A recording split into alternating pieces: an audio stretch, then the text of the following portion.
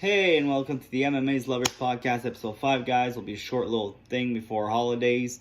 So I'm just going to be talking today about the boxing event yesterday, Day of Reckoning, Joshua versus Otto Wallin, and Parker versus Deontay Wilder. What a card, guys. The main card was pretty good. We started with Dan Dubois, who I thought in the 5th round he looked like he was gassing out because of the pressure of Jarrell Miller. But 6, 7, 8, 9, well, around the 7th round, we saw that Jarrell Miller was starting to fade, and Dubois came back like he had an energy boost and actually finished Jarrell. He TKO'd Jarrell in the 10th round. In the last round of that fight, he TKO's Jarrell and gives Jarrell Miller his one and only loss in boxing. So that was pretty epic. The fight after, Bivol wins the fight by a unanimous decision. But I mean, it was just Bivol was a one-sided beatdown. Bivol beat Arthur down from round 1 to round 5. I mean, if Bivol had power, like mad power in those hands, I'm not gonna say he doesn't have power, because Arthur's face was pretty busted up. It was pretty beaten. But I mean, if he had one punch knockout power with the combinations he was throwing from round 1 to round 12, that fight could have been over in any round, because I mean, he was throwing bombs to the body, to the head. It was just exciting. I think Bivol's just such a ring general. In my opinion, Bivol next should be him and Canelo should rematch next. I know there's so many titles in boxing organizations. Bivol now took one from the one that Arthur had, took it from him. For sure, there's still titles at light heavyweight that Bivol could take away. He could take all those titles away from all the champions before even thinking about Canelo 2. But I think that Bivol versus Canelo 2 needs to be one of the next fights we need to see in the boxing.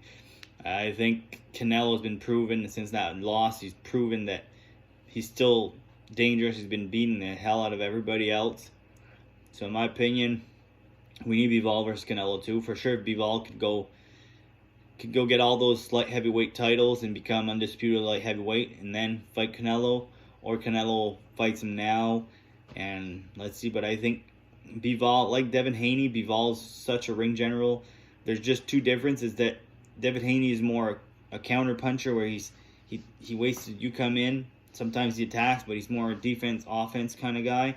Where Bivol will just back you up. He's good movement. He doesn't get touched, but he backs you up so much and cuts the ring so well. He puts you in the ropes and just lands crazy, like yesterday was crazy, like 10 and 15 shot combos. It's not like a 1, 2, 3 and then backs up. He's throwing 10 to 15 shots in a row, backs up. The guy comes in, just backs you back up. Another 3, 4, 5, another 10, 15 shot combo. So Bivol was just a menace yesterday. It was just crazy how much he was bad. It was bad yesterday there, but it was a hell of a fight for Bivol, and I think Bivol's the next big thing. I think is the greatest light heavyweight right now. I know there's other light heavyweight champions, but I'm pretty sure right now he's the greatest of all time in the light heavyweight division. The next fight was Joe Parker. I mean, what a perfect one-sided fight for Joe Parker on Wilder. Everybody had Wilder, had Deontay knocking out Joe Parker. Joseph Parker went to train with Tyson Fury in a camp. Fury gave him some tips on how to manage with Wilder, and we thought, okay, sometimes it helps, but I mean, you're still your own fighter, and but Parker beat. He landed the hardest shots. I think Wilder must have landed 1 or 2 good shots, but Parker landed some heavy right hands. I mean, if there's a few that rocked him, but there's one shot that, I mean, Wilder's eyes and face expression changed so bad after that hit.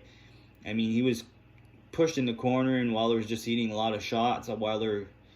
Though just round 12, that Wilder actually did something pretty good, but still didn't win him the round. Joseph Parker still won the 12 rounds, even if he thought that even if Wilder for some reason thought he won the second half of that fight. But no, it was a one-sided. Joseph Parker was so good.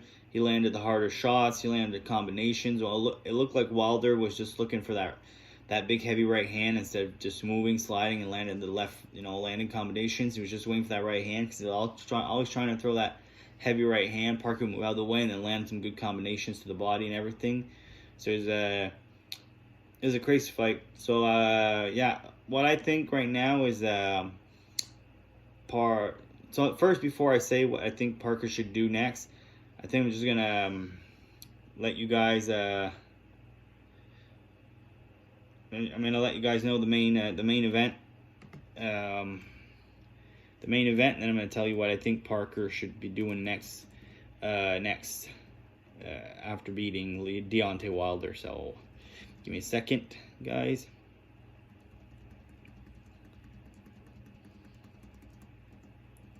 So the main event was a one-sided beatdown by Joshua. I mean, I saw Joshua at some great fights of Joshua, but I think I never seen Joshua be that great. I mean, he was awesome yesterday. He beat the hell out of Otto Wallin for 5 rounds. He's beating the crap out of Otto Wallin every time Wallin was coming in. I mean, the only guy who beat Otto Wallin and Parker, those two guys only got beat by the current champion, Tyson Fury, and never lost to anybody else. And I mean, Otto Wallin looked like he didn't look like a guy who just lost. His only loss was to the heavyweight GOAT, in my opinion. He seemed like he was a guy who was a guy who would win, lose. But I mean, Joshua was awesome yesterday. I don't know if Wallin had something wrong with him. I can't speculate on that. But I mean, Joshua's something else. That's why in the media and all that this week usually he laughs. He looked so serious, and he looked like he wanted to be into business, and that's it. He couldn't wait to get in the ring. He was so serious, and it showed. Like, the minute that Otto Wallin's corner stopped the fight after the 5th round, you could see the big smile on Joshua's face, the little smiles that we usually see on media day. We saw him after the fight. He was so serious. He put his A game. He was backing up on Wallin. He was landing vicious shots. I mean, he beat Otto Wallin bad. So Otto Wallin's corner decided to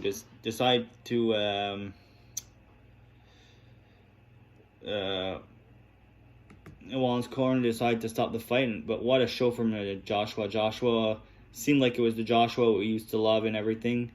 So it was pretty awesome to see that. So by saying the winner of the main event, I got 2 options for Joe Parker right now.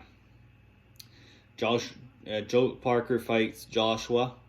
Winner of that fight gets I think you put them not too far apart. So we got the Fury Usyk fight beginning of next year.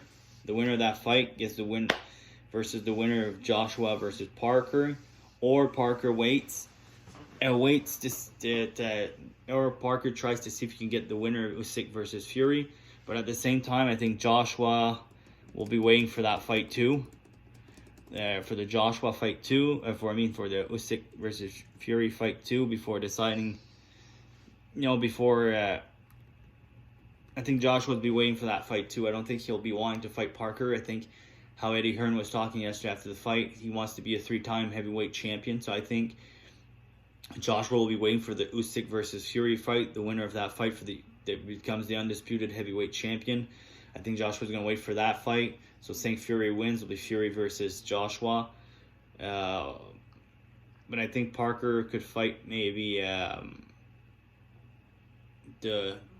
if saying Joshua gets the fight before Parker, the winner of Usyk versus Joshua, I think not Usyk versus Fury, sorry. Usyk versus Fury, saying Fury wins that fight. Usyk versus Parker, and we get Joshua versus Fury. If Usyk wins that fight, I kind of would give it to Parker because Usyk already beat Joshua, I think, twice.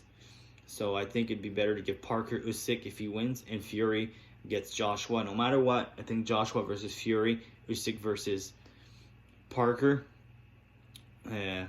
But it depends. Parker might get title shot, like he might get the loser of the title shot. It's hard to say, but I think before we even talk about Joshua versus Usyk 3, I think that if Usyk wins, he gets Parker. If he loses, win or lose, he gets Parker. But I think I think Fury's gonna win that fight. If Fury wins, I think Fury versus Joshua, and we can maybe do a 12-round co-main event like it was on Reckoning, and put Fury Joshua in the main event, co-main event, 12 rounds. Usyk versus Parker. Winner Usyk Parker gets the winner of Fury Joshua. So that's it, guys. So on that, guys, have a great Christmas, great holidays, a happy New Year, and I'll see you guys in 2024, guys, with some more updates on the UFC, MMA, PFL, anything I'm gonna be watching. I'll keep you guys posted. I'm trying to get some new gear for the podcast so we can get some calls going, and maybe invite a few people to the podcast too. So on that, guys, have a great holidays. Have a great end of the year, and I'll see you guys in 2024. Bye, guys.